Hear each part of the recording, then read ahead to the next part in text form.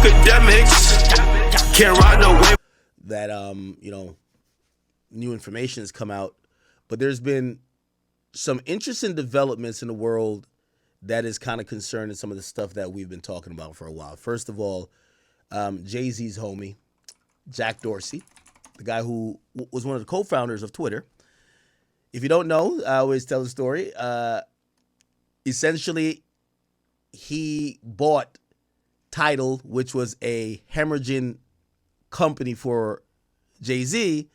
And I think for him, he did that because he wanted to be in business with Jay. Remember, Jay's a very valuable person to a lot of the elite. Why? Jay, historically, is the person that could move culture. And that person is infinitely invaluable to a lot of these white, 100 millionaire or billionaires. Why? Because whether you have an app, by the way, that's what the dude Mike Rubin is doing for Fanatics Fest. Like, go look back 4 years before he started this Fanatics Fest shit. I never seen him kicking with no black people, period.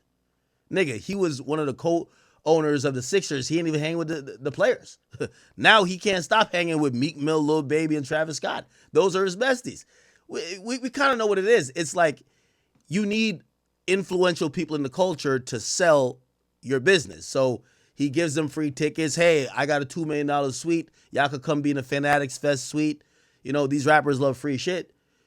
And what he's doing at a point, he's promoting this idea of Fanatics Fest.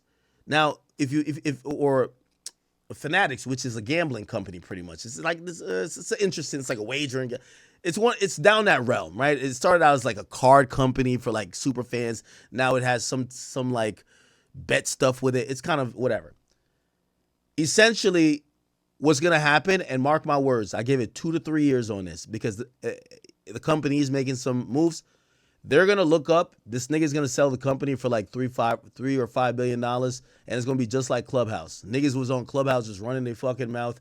They upped and sell that bitch without none of these niggas getting a fucking dime. You know what I mean? Or not even sell it, just take all the profits from it and go do other business. Anyway, that's gonna be the same thing that happens. So, why am I saying this?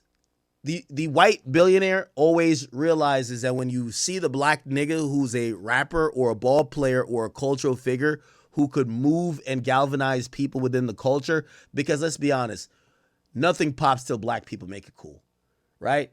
If black people say some sneakers are cool, everybody rocks the sneakers. If they want to say some denim tears are the thing, denim tears is it, right? Like, that's what it is. So you need those people around you. Jack Dorsey realized that with Jay-Z. Me personally, this is just my opinion. I felt he basically bailed out Jay-Z from up under Tidal, or helped bail him out, just to get Jay-Z as a partner. If you don't know, that deal got done. Jack Dorsey, Tidal, Jack Dorsey and Tidal. In 2021, financial services called The Block, formerly called Square, they own Cash App, by the way, if you don't know, they acquired a majority stake in Jay-Z's music service Tidal for roughly around $300 million. By the way, if you looked at the back-end analytics, and from what a lot of people in that industry who are savvy with the worth of these companies, the company wasn't worth that.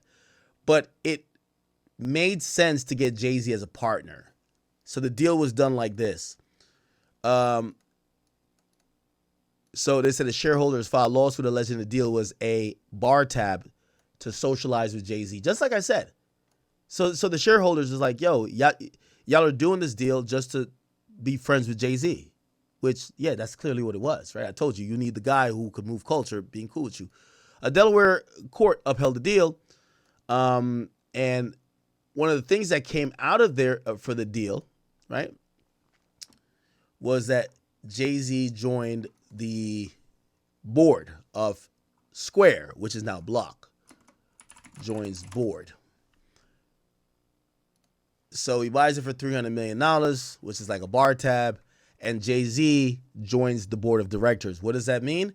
Jay-Z and Jack Dorsey, they're now locked in. You see them later walking on the beach. Jack Dorsey, Jay-Z, they're like now friends, right? Like they're super friends, right? You see them taking walks together.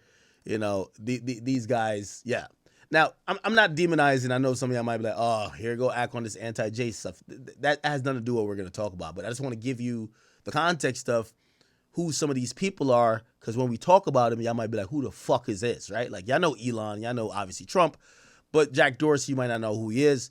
He's the guy, like, he's Mike Rubin, right? Like, Mike Rubin, what he's trying to do with Travis Scott, Lil Baby, and fucking Meek Mill, Jack Dorsey did with Jay-Z.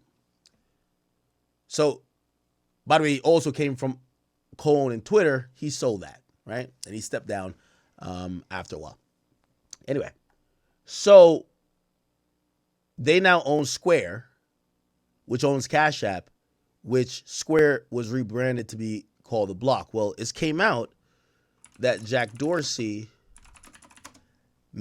laid off 40% of his workforce abruptly today.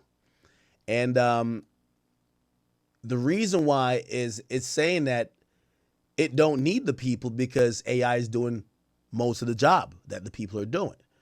And he actually came out with an interesting statement about it because he said, rather than laying all y'all off in phases, like, okay, we'll do 10% here, then 15% there, and we're just going to fire all you niggas right now, okay? And the reason that he gives is that AI is here. Like, we don't need you motherfuckers, like, respectfully. I'll see if I could find, yeah. Now, granted, the company went up 20% just because of that, because obviously they're thinking you're going to save a lot of money. Most companies spend the majority of money on employee salary more than technology or anything else. So it says, for years we've debated whether AI would dent jobs at the margin. Now we have a public case study which the CEO explicitly says that intelligent tools have changed what it means to build and run a company. Okay? Other large employers have announced tens of thousands in cuts. Essentially, the dude is just saying, wait, where can I find his? I want to find his comments. Jack Dorsey speaks on layoff. He says, oh, right here. So he said on Twitter or X. He says, we are making blocks smaller today. Here's my note to the company. Today, we're making one of the hardest decisions in our history of a company. We're reducing our organization by nearly half, from 10,000 to under 6,000. That's a 40% cut. That means over 4,000 of you are being asked to leave or enter into consultation. I'll be straight about what's happening and why and what it means for everybody. First of all, if you're one of the people that are affected, you'll receive your salary for 20 weeks plus 1 week per year of your tenure, okay? Equity vested in through the end of May, 6 months of healthcare, your corporate devices, and $5,000 to put toward whatever you need help in this transition. If you're outside of the U.S., you'll receive a similar support, but the exact details are going to vary based on local requirements. I want to let you know that before anything else, everyone will be notified today. Whether you're being asked to leave, enter consultation, or asked to stay, we're not making this decision because we're in trouble. Actually, it's the opposite. Our business is strong. Gross profit continues to grow. We continue to serve more and more customers and profitability is improving, but something has changed. Wow. We're already seeing that intelligence tools, meaning AI, we're creating and using, paired with smaller and flatter teams, are enabling a new way of working which fundamentally changes what it means to build and run a company. And that's accelerating rapidly. I had two options: cut gradually over months or years as this shift plays out, or be honest about where we are today and act on it. I chose the latter. Repeated rounds of cuts that are destructive to morale, to focus, and to the trust that customers and shareholders place in our ability to lead. I'd rather take the hard, clear action now and build from a position where we think we believe that in a manage a slow reduction of people towards a same outcome. A smaller company also gives us a space to grow in the business in the right way on our own terms instead of constant reacting to market pressure. A decision at this scale carries risks, but so does standing still. We've done a full review to determine that the roles and the people We are required to reliably grow from here, and we've pressure tested those decisions from multiple angles. I accept that we may have gotten some of them wrong, and we've built in flexibility to account for that and do the right thing for our customers. We're not going to disappear people from blah, blah, blah. Okay, cool. To those leaving, blah, blah. Okay, to those staying, da, da, da. Essentially what he says, AI has got you niggas out of a job. Well, this is going to be the reality of things, people. It's going to, most of these AI companies, they're not meant for like a TV subscription or a Netflix subscription where it's all about consumers. Most AI companies are investing these billions to go to other companies to give them enterprise solutions. What does that mean? Hey, you have a workforce of 10,000. Most of these niggas are doing things that a AI service could do fully, better, quicker, on demand, and even do more without you paying for it. Without you paying an hourly fee or a salary, you're just already paying for AI to be, put into your business. So you'll be more efficient, more productive, faster, and that's going to be good. So it's pretty much happening where AI is going to start replacing jobs. I'm wondering what's going to be the outcome for those people, because if you're no longer useful because of AI, could you change professions? If you just got let go, say whatever you did at Block, they claim you are not useful because they have AI that could do it. If you have the same skill set you're offering to another company, when will they come out and say the same thing? Hey, you're no longer useful. So what do you do then? Do you change professions? Do you start working on maintaining the AI? Very hard times to come, okay? Not only that, another quick update here. Remember we were talking about the Netflix and Warner Brothers deal. It was pending for a while. We have big news coming down today. Netflix has walked away from the table. Remember, Larry Ellison, his son, David Ellison, who created Skydance. And through creating Skydance, they acquired Paramount. So it's Paramount Skydance. They essentially wanted to buy Warner Brothers, and the deal they came up with was basically saying my daddy's like the fourth richest man in the world. He's worth like $400 billion. He'll have the money. If we don't have it, just let's do the deal. Warner Brothers at first liked the Netflix deal because they said, well, Netflix is going to have, it's all cash, is guaranteed. And Netflix only wanted everything but the TV stations. Paramount wanted everything. Well, one of the things, and I told you politics as usual, and this is why we had David Letterman, who just got not David Letterman. Colbert, who pretty much got like silenced or whatever on CBS, is that Paramount, in trying to, they were going to up their price, and this is going to sound crazy. The deal got done because they offered $1 more per share. Now, that's actually billions of dollars, but they were offering $30 per share, and they came back to the table with a price increase saying they'll offer $31. Now, that wasn't the only hurdle that allowed this to happen, because they were the underdog. Netflix started to enter an agreement, say they bought it, but Netflix is not going to be buying it. Also, the Trump administration just cleared Paramount on a legal Department of Justice regulatory level that they have no issues of acquiring the company. Why? They're already bowing down to Trump. Trump says, yo, shut up this nigga. They shut him up. And they clear, Trump fucks with the Ellisons. So that passed. They offered more money. And Netflix, rather than get into a auction style, back and forth, they have walked away from the deal. I'll just read a couple things here. Okay. All right. So it says Netflix is walking away from the deal from its offer to buy Warner Brothers, Discovery Studio, and streaming businesses in a stunning move that puts Paramount in the position to take over its rival, right? On Thursday, Warner Board announced that Skydance had offered $31, which was superior to the agreement it previously struck with Netflix. Warner gave Netflix 4 business days to come up with a counteroffer. Netflix instead responded less than 2 hours later by declining to raise its proposal. It said the new price would have it would have to pay to make the deal was no longer financially attractive. It says we believe we would have been strong steadwards of Warner Brother, and they said this transaction was always a nice to have at the right price, okay, but it's not a must have. So essentially, they said,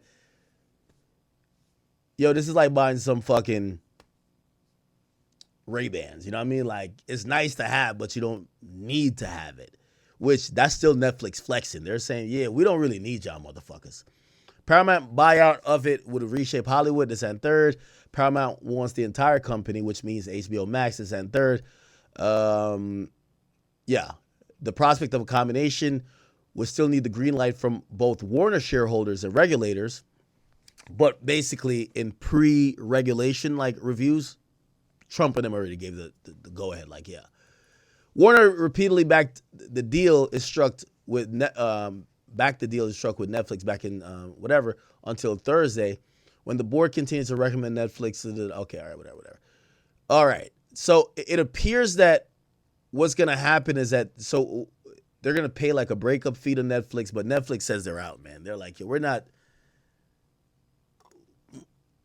having an auction over Warner Brothers. Like, they're not worth anything. We're Netflix. We're the big dogs. If they don't want to come over here or y'all don't want to get bought by us, whoop-de-doo. Go get owned by Paramount Skydance and see what happens, okay?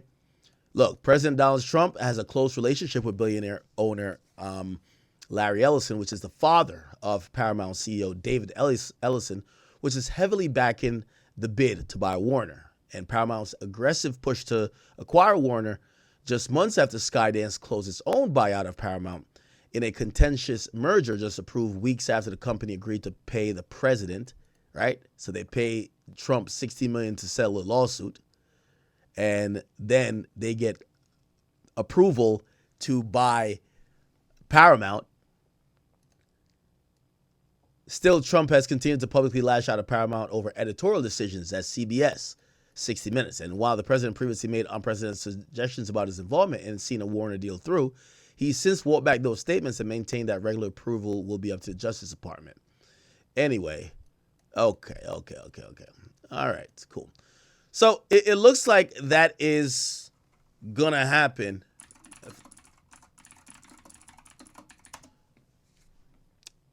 And yes, because of that, Netflix is set to collect a $2.8 billion breakup fee.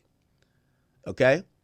So what happens is when they start going through this, remember, Warner Brothers accepted the deal with Netflix. Paramount did what's called like an hostile bid. They went straight to the real bosses, which is not the board. The board are the representative of the bosses, which are the shareholders, which are the people who own the stock. So the board says, okay, we're going to sell to Netflix. Paramount comes in and says, let's ask the people.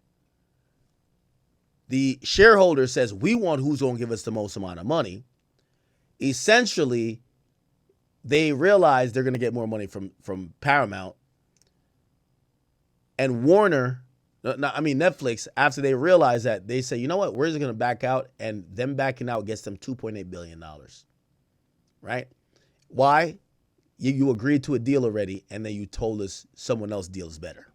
So they're going to get $2.8 billion. Okay? Okay.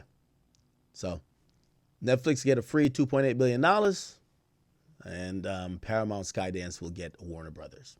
Okay. Interesting, man. But as I said, watch politics, man. Politics as usual all the time. It's the reason why all these companies, whether it's tech companies or otherwise, they got to suck up to Trump while he's in office. As soon as he's not in office, they're going to tell that nigga to kick rocks. Watch. All right. Cool. Those are just some, worldly business stuff I wanted to update with y'all. All right. We did this already.